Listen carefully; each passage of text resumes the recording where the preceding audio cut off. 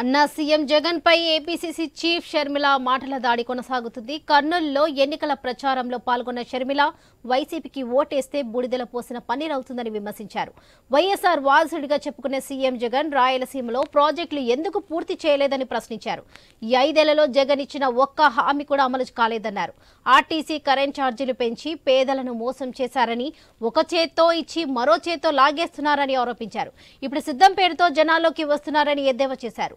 ఏపీని అభివృద్ధి చేసేది కాంగ్రెస్ పార్టీ ఒకటేనని, ప్రత్యేక హోదానే ఆంధ్రప్రదేశ్కు సంజీవని అని షర్మిల పేర్కొన్నారు.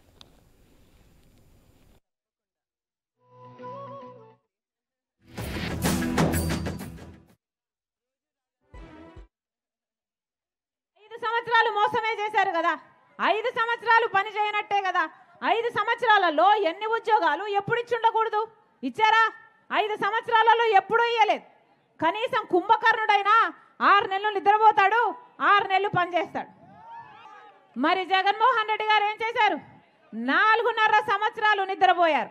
ఇప్పుడు ఎలక్షన్లు వచ్చాయని నిద్ర లేచారు. సిద్ధమని ఇప్పుడు బయలుదేరారు. వాస్తవం కదా? ఇంతకు ముందు ఎప్పుడైనా వచ్చారా? బిడ్డలకు ఉద్యోగాలు వస్తున్నాయా అమ్మా అని అడిగారా? మీకు ఇల్లులు ఉన్నాయా అమ్మా అని అడిగారా? మరి ఏం జరిగినట్టు, ఏం చేసినట్టు? మరి ఏం చేశారు? 5 సంవత్సరాలు మోసమే చేశారు కదా.